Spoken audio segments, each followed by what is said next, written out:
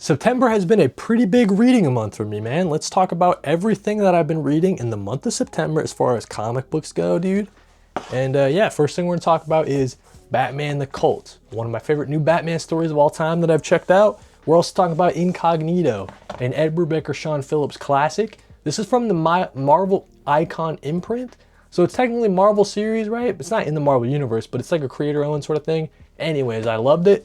We're also talking about Descender. This is book number 2, Deluxe Edition number 2. I read Deluxe Edition last month, number 1, and I loved it, dude, so wanted to keep it going. Jeff Lemire, Dustin Nguyen, excellent series there. And then finally, we're gonna be talking about Sex Criminals, the complete edition. Matt for Action, Chip Zdarsky. But let's start off with that Batman the Cult, dude. So, wow, listen, I knew that this series was pretty good, this little Batman story, but I didn't know how good it would be, man. It's Batman at his absolute lowest that I've seen him. This Damon Blackfire guy, he is convincing all these homeless people to join him and to fight back against the city. But to do that, he's saying you need to be as violent as some of the criminals, right? That's the only way to kind of cleanse this city. Look at the artwork as I'm going though. Some of the trippiest and coolest and most unique Batman art that I've seen personally, that I've ever experienced and run into. Just such a cool look for Batman. But the story literally starts off with Batman captured by the villain of the story. Sort of like this cult leader sort of figure, as he's sort of convincing all these people to join his ranks. And we see Batman, he's tripping balls, dude. They're feeding him all these drugs. So he doesn't know what the heck is going on, man. I think this is a great one, man. Batman the Cult. If you're looking for a classic Batman story, you can very rarely you'll do better than this story here. Yeah, dude, I loved it. And a certified classic banger. Really cool stuff. Let's talk about Incognito as well. So that's a Ed Brubaker, Sean Phillips story. Like I was saying, always gotta read some Ed Brubaker in the month. This is awesome, dude. It's not my favorite Ed Brubaker, Sean Phillips story, but it's up there. It's like a top 3. So it's all about this dude. His name is Zach Overkill, okay? Right now, he's sort of like a pencil pusher sort of dude, but back in the day, he was an evil villain with his twin brother.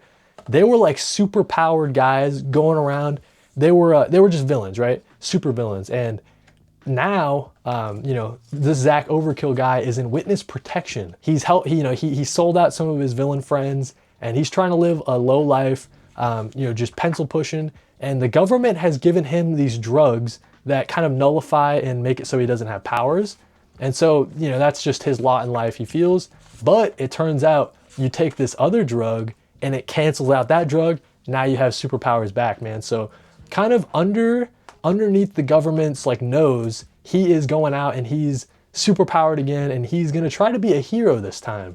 But not a good hero, like a vigilante, he's stopping rapers, he's stopping muggers, but he's doing it in a pretty brutal way, just totally destroying people, man. But I love the world of this one. Very cool.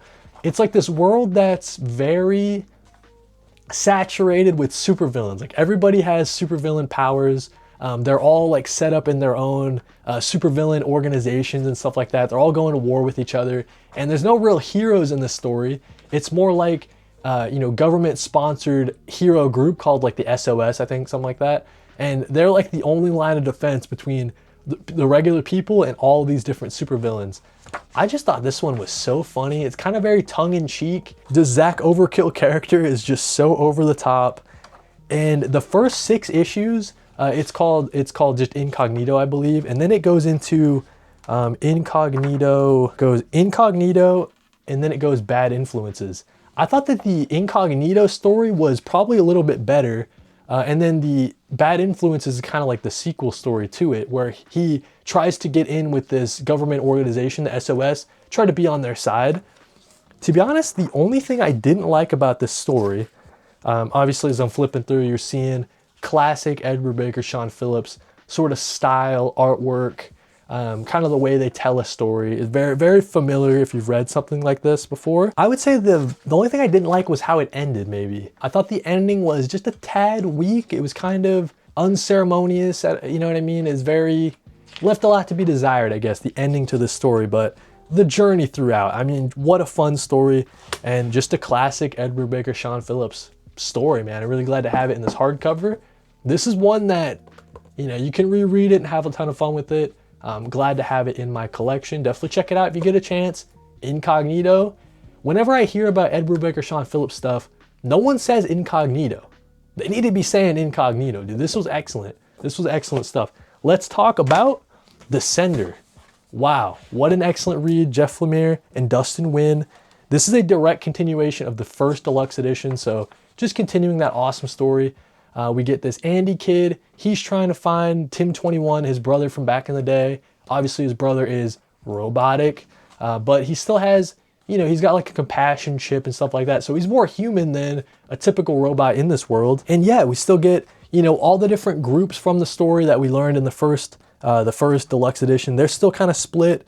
I just love this story, man. It gets introduced with a little bit of magic, right? So you got the kind of the heavy sci-fi, but maybe a touch of magic gets introduced into this one, which I know plays a heavy role in the Ascender sequel series that comes right after this that I'll probably read in the month of October.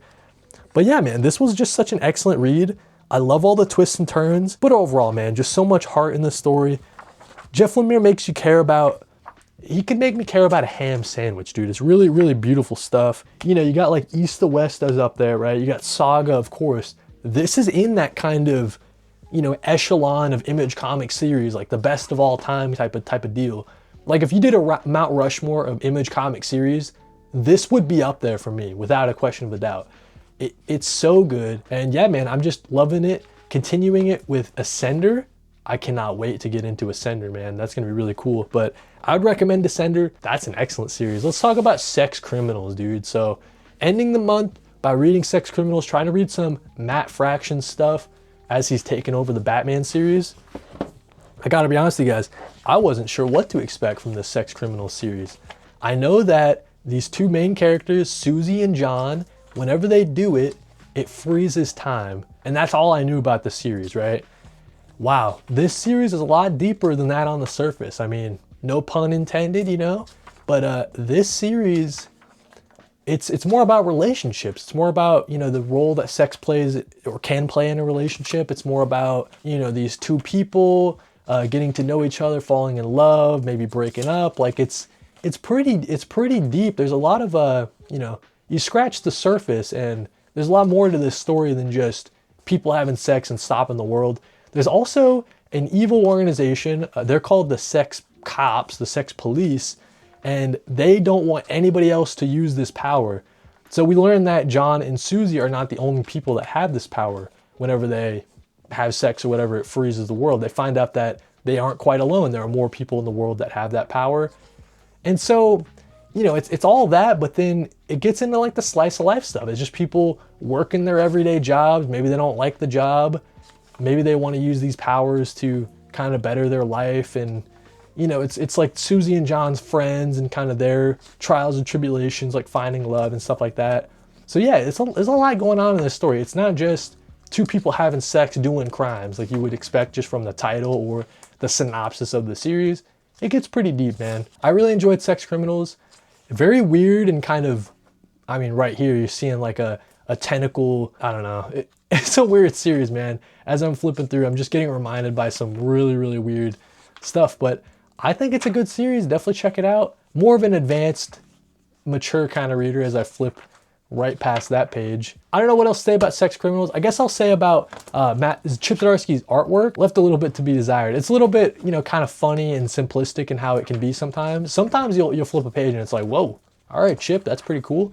But a lot of times it is just people's faces, very simplistic kind of cartooning style, just back and forth sort of talking. Nothing super, super crazy. Like right here, this is cool, Chip. You know what I mean? Like that's pretty cool. But then most of the time it's just kind of funny, funny slice of life sort of art style. And yeah, man, I would recommend Sex Criminals. I'm glad I had a chance to read it this month, get more of an insight on Matt Fraction and Chip Zdarsky as comic book creators. But yeah, dude, that's what we got. That's what I read for the month of September.